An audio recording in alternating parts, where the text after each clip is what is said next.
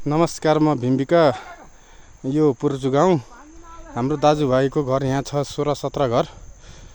यस्तो छ हाम्रो यहाँ यो ठाउँ यस्तो छ। यो पारी अस्ति मैले हालेको पहिरो पनि देखिएको छ। यो पारी हर्साङदी पर्यो यस्तो छ। यो सिधा पारी उहाँ त्यो टावर भएको ठाउँ पैँकोट पर्यो। यस्तो यस्तो ठाउँ छ हाम्रो यहाँ देख्न सकिन्छ। गाइजहरू यो बाटो चाहिँ नि हाम्रो यहीँ पुर्चुमा जोडिन आएको छ हैन।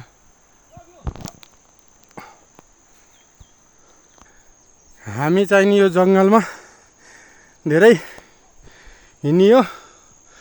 यो पहाडलाई भनिन्छ हामीले घोप्टेको पहरो भनिन्छ।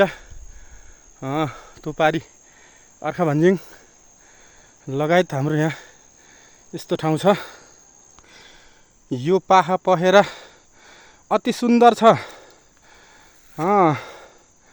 मान्छेले चाहिँ नि लेख भनेर हेला नगरिदिनु होला। एकदम राम्रो, हाम्रो लागि एकदम राम्रो छ।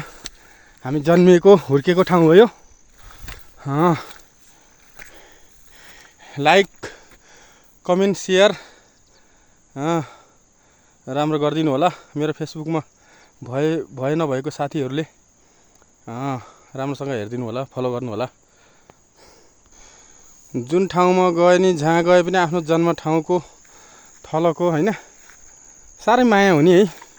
यो बारीमा यस्तो दामी खेती हुन्थ्यो, अहिले चाहिँ नि सबै छोडेर हिँड्ने। केही छैन यहाँ, झार जङ्गल बाहेक अरू केही छैन। अलि तल खेती गरेका छन्।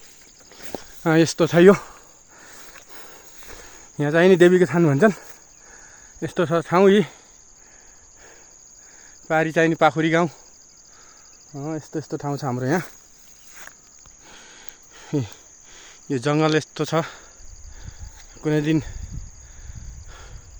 पाखा पखेर पनि मान्छेले चाहिँ नि खेती लगाउन छोडेरन्। कुनै दिन चाहिँ नि यही पाखा पखेर पनि ज्यादा भएको छ। यहाँ चाहिँ नि सबभन्दा सिरानको घर हो यो, ठुलो घर हो। यहाँबाट मास्तिर जङ्गल छ। यस्तो ठाउँमा आइएको छ। मेरा दर्शकहरूले हेरिदिनु होला। यहाँबाट मास्तिर चाहिँ नि पुरा जङ्गल छ।